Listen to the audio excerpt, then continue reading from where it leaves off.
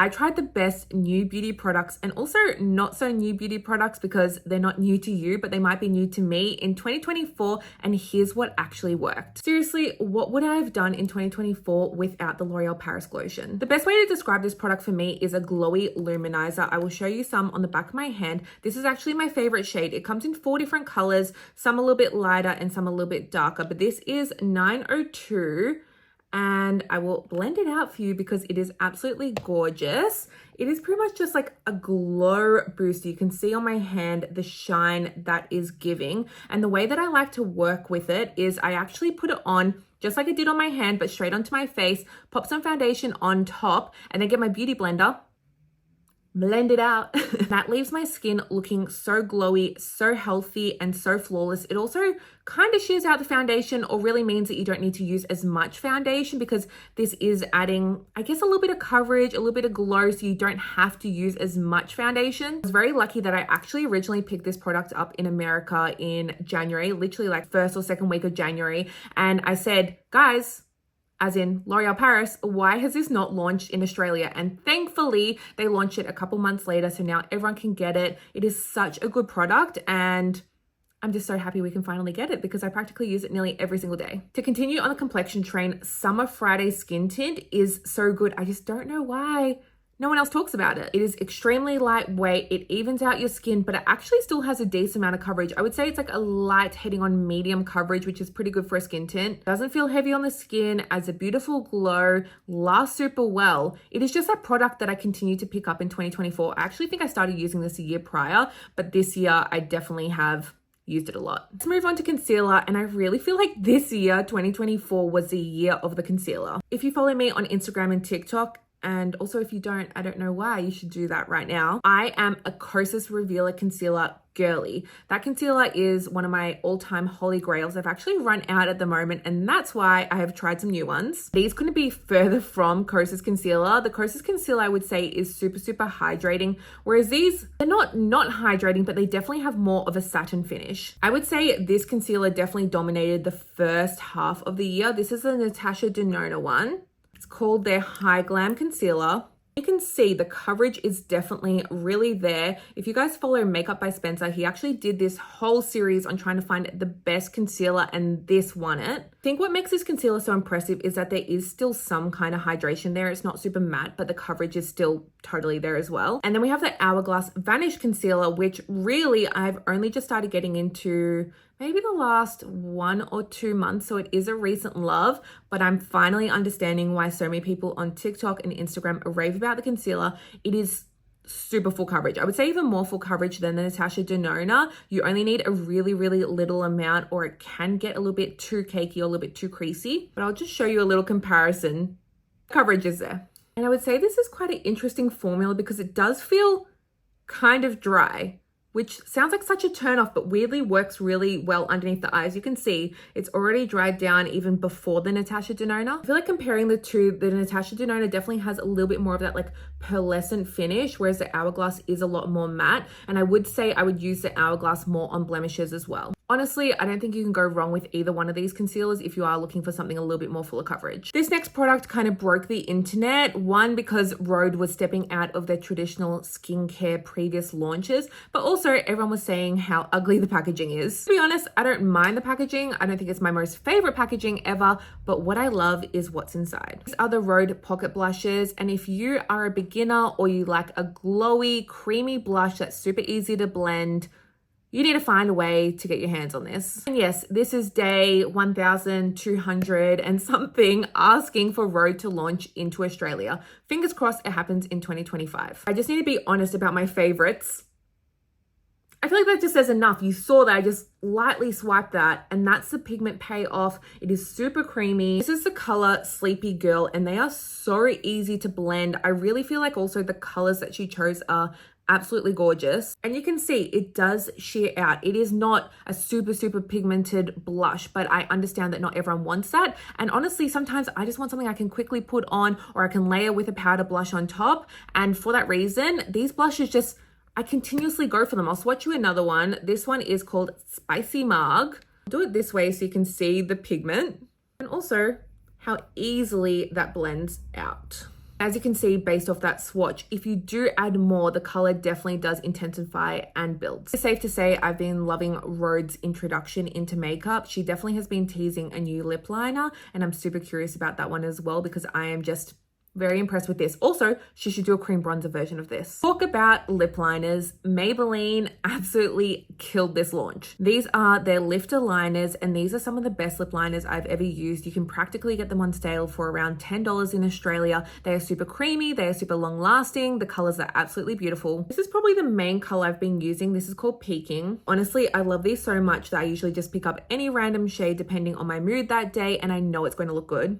And that color was Line Leader. I just feel like as much as I'm a high-end makeup girl at heart, being a makeup artist, working at Mecca for so many years, I just feel like this year was like the drugstore chemist time to shine, especially with the cost of living crisis. They really have elevated and given the customers what they want. And I swear, if Maybelline ever discontinue these, I will be causing a riot. Glossier finally launched into Australia this year, and I'm so surprised that this is the product that really stood out for me and the one that I continue to use on the daily. Also, as it is a high-end product that lives in Mecca, the prices are actually quite reasonable. So I am super excited to explore more into Glossier. So if you have any recommendations, let me know. Finishing lips, and just to annoy my Australian audience even more, this Rodeo. This is the color Salty Tan, and it's what's on my lips at the moment, and I believe it's limited edition, which is super silly because it is stunning. I love using it as a quick lip. If I am running out of the house and I just want a little bit of color, put a little bit of lip liner, put a little bit of this, which is exactly what I've done today, and it just looks so stunning. It hydrates the lips and I love it. And it's really annoying that I can't just go into the store and buy it. I was gonna say one more product to annoy my Australian audience, but there is one more Rhode product in this lineup. Sorry, I just love it.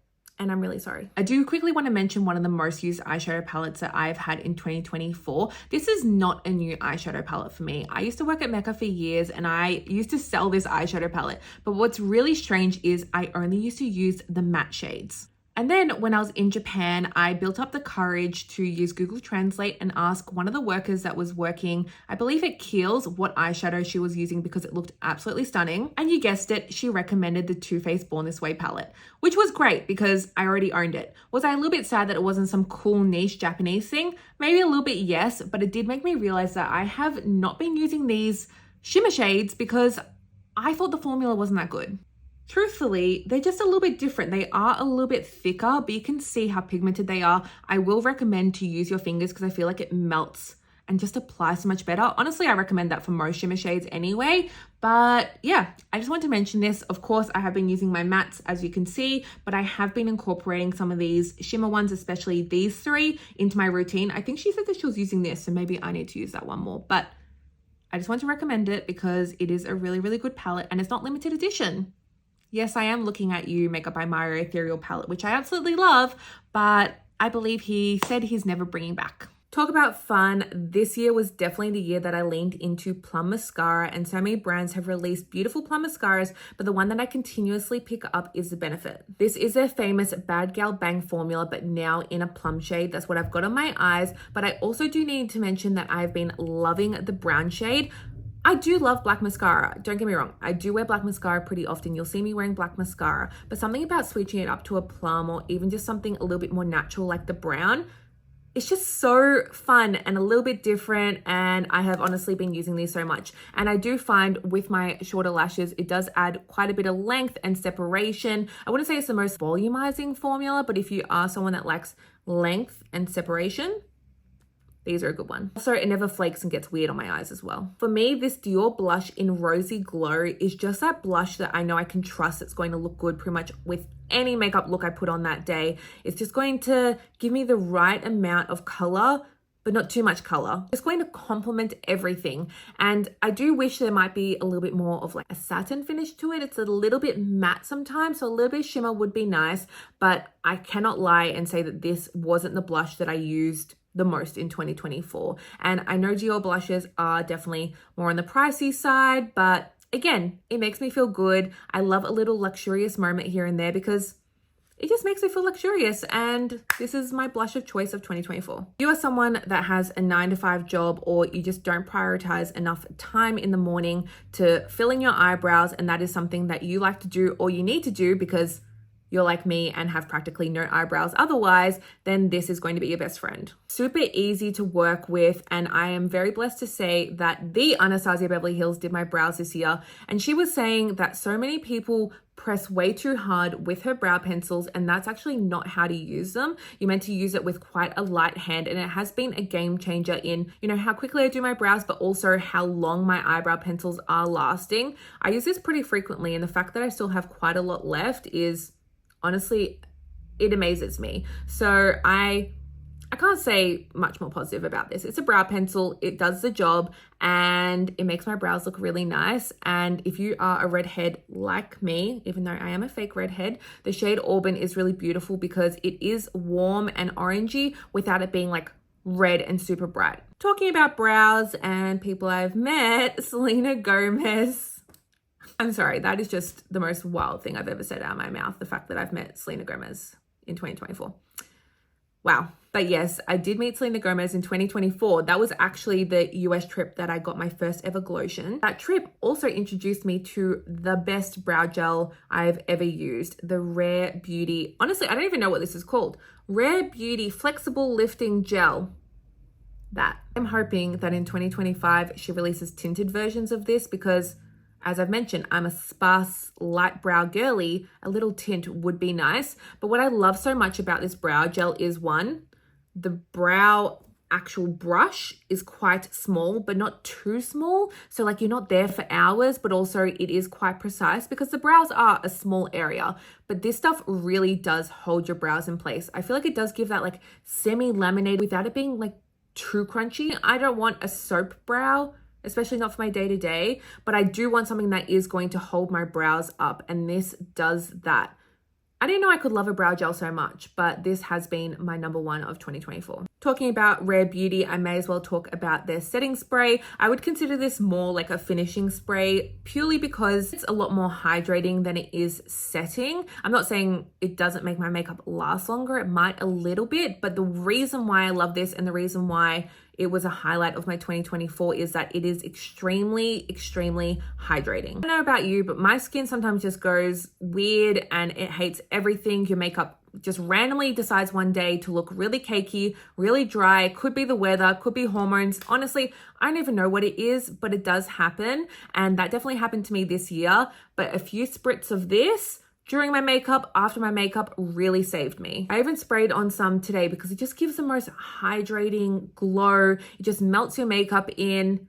It's just beautiful, and it really did save my makeup, especially in those winter months. The opposite spectrum of that, if you are looking to really lock in your makeup and set it, welcome the L'Oreal Paris Infallible Setting Mist. Like I said, drugstore chemist makeup in 2024 is having a moment, and I really feel like this launch cements that. It really sets your makeup. It is a little bit hairspray-y. I'm not going to lie to you guys. I'm going to be honest, as per, it does feel a little bit hairspray-y. And if that isn't for you, I totally understand. But I know a lot of people struggle with their makeup not lasting, their makeup transferring.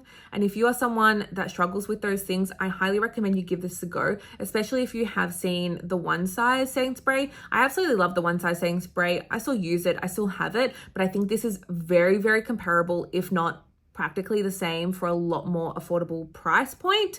So I highly, highly recommend you get this in 2025 if those are the things that you struggle with. Do a little bit of skincare, and like I said, I have one more Rhode product to mention, and then I'll shut up about Rhode for probably the next 5 minutes. This is the Barrier Butter. This honestly gives me La Roche-Posay Cicaplast Balm B5 Plus vibes, which, as you know, is one of my favorite creams. It is very thick. I wouldn't say it is something I would put underneath makeup. It is more something I will reach for when my skin feels like it needs that extra boost of hydration. It needs that thickness. It's that thing that you put on before you go to bed, and then you wake up and you're like, oh, my skin is feeling a lot better. It's looking a lot better. It's a little bit more calm. Honestly, I think she did a great job with this. I think her skincare is really, really nice. I know a lot of people have a lot to say about celebrity skincare lines. I love her skincare, and I think she's done a good job. And I think this edition was really the cherry on top of the cake. This year, I definitely realized that I have been neglecting exfoliating my face. And this is a product that kind of got me back into exfoliation, and something that honestly is very like lazy proof. As I've mentioned, most of the time I'm very lazy with my makeup and my skincare. So I want something that's going to work, that fits into my routine super seamlessly. So this is the L'Oreal Paris Bright Reveal Dark Spot Exfoliating Peel. So this is technically meant to mimic like a peel that you get in beauty treatment, esthetician. Why do I sound American right now? You know what I mean, facialists. And honestly, it works. I like to use this is actually when I have washed my hair and I need to blow dry it. So I put it on clean skin after I shower, so my skin is cleansed and it is ready. And this stuff does tingle. I am not gonna lie. It honestly feels like you've put like toothpaste on your skin. It feels very fresh. To me, it doesn't burn, but I can definitely feel it working. And I will give you the percentages of what's in it right now. A quick check on the website and it says that it's a 25% mixture of AHAs, BHAs, and PHA. So it doesn't have the exact amounts, but that means pretty much it's going to exfoliate pretty much your top and like inside your skin with the BHA, which is salicylic acid. So it's really great for breakouts, evening skin tone, like they say here, dark spots. And I truly feel like when I do use this and wash it off, my skin is just feeling so much more smooth. My makeup sits so much more beautifully. Honestly, I'm definitely due for a treatment because like I said, I can be a little bit lazy, but I do like to put it on, leave it for around 15 minutes and then wash it off and then follow with my normal skincare. And of course, it is not going to replace a peel getting one done professionally, but I think in between treatments, or if you are someone that's, you know, don't go and get facials, I highly recommend you try something like this. I love a chemical exfoliant. I think it does so many wonders for people's skin, and I was just really impressed with this year. I did not know I could love a cleanser as much as I love the CeraVe Hydrating Cleanser, but that was until I tried this cleanser, again from CeraVe, the SA Smoothing Cleanser. Over the last couple months, I've definitely experienced a change in my skin due to hormonal reasons, which definitely threw me off for a little bit, but I'm so thankful that I have found this cleanser because this cleanser does exactly what it says on the bottle. It says that this cleanser is for dry, rough, and bumpy skin. And if you are someone that has experienced texture issues or acne or a change in your skin, you might have experienced the sensation I'm about to explain to you that I did. Whenever I was cleansing, I would feel all this texture and bumps, even though there was no actual pimples or anything coming to the surface, it just didn't feel right. So that's when I decided to incorporate this cleanser into my routine a few times a week, and it has honestly changed the overall texture of my chin area significantly. I feel like with these skin changes, this is really keeping majority of the breakouts at bay. Obviously, I have a few pimples here, probably because I had so much sugar around Christmas, or you know, life happens. But overall, this cleanser has really helped me, and I just want to share because it is a new introduction into my routine. But every time I cleanse now, I don't have that in the back of my head, oh, my skin's about to break out, or oh, my skin feels gross. Even though there's nothing gross about breakouts or pimples, it doesn't feel good. And especially for someone like myself who, for a majority of my life, I have had, I would say, fairly clear skin. It really did throw me off, and I'm just so grateful that I found this cleanser and something that worked for me, that really has boosted my confidence and made me trust the process. Another trusty skincare product that I just kept reaching for, Clinique Moisture Surge, but this is the more intense version. This is just such a good moisturizer. I don't believe there's any fragrance in it. You can see I am getting through this, but honestly, a little goes a long way, and it really isn't that heavy, even though this is technically the intense version. I'll put some on the back of my hand so you can see the texture. I would still consider this a gel formula. It's not super heavy. It's not super thick. I don't find it breaks me out. It just gives me the right amount of hydration. I'm someone, you know, at the age of 27 that I want my skin to feel hydrated, but sometimes I don't want to have to use something super heavy such as the Rhode. Sometimes, especially for daytime, I do want something a little bit more lightweight that's going to layer well underneath makeup, and I really feel like this Clinique moisturizer does that for me. Let's end on my signature fragrances of the year. Honestly, it doesn't even look like I've used this, but it is so powerful that you only need 1 or 2 sprays max. It's a Mason Crivelli Hibiscus Mahajad. Hopefully I've pronounced that right. But if you are someone that likes a strong scent and walking into a room and wants to get lots of compliments on their fragrance, this is the one for you. I just feel like it's rosy, but I don't really like rosy fragrances. I will put up the notes so you can see what the vibe is, because I'm not going to be able to explain it well enough, but it's definitely a beautiful scent that is super long lasting. I would say it leans a little bit more of a wintry scent, but it is so, so gorgeous and something that I'm going to wear for years to come. Then I would say for this fragrance, this is the fragrance I pick up no matter what season it is, no matter what event it is. If you are a vanilla girly, but you want something a little bit more sophisticated, then you need to try this. This is Maison Francis Curtijon Gentle Fluidity Gold. There is a silver one, so that's not that one because that's a little bit more masculine. But like I said, it's an elevated vanilla. It is powerful, but not super crazy. Like I will say, this is quite intense. This is definitely a step below, but you can still tell you're wearing it. Gorgeous. Honestly, I highly recommend to check this out. I know that everyone loves Baccarat Rouge, but obviously that has been a little bit overdone. Still love it. But if you are someone that loves Baccarat Rouge, but you want to switch it up a little bit and you like vanilla, definitely check this out. Hopefully you enjoyed learning about all my favorite beauty products of 2024. I would also love to hear what your favorite beauty product of 2024 is. And as a little gift, one of you will be randomly selected to win a big box of goodies. Think of it as your own like PR pack. It's got skincare, it's got makeup, it's got a little bit of fragrance, got some eyeshadow palettes, got a bit of everything. So if you want to win that, make sure that you tell me what your favorite product was of 2024, because secretly I just want to see all your recommendations so I can try them. I'll pop all the giveaway details down below so you can enter. And hopefully for us, 2025 brings us the best vibes and also brings us the best makeup that we can ever use. Thanks so much for watching. Please make sure that you're subscribed. I cannot wait to upload more on YouTube on 2025. That is my New Year's resolution. Bye friends. I'll see you in the next one.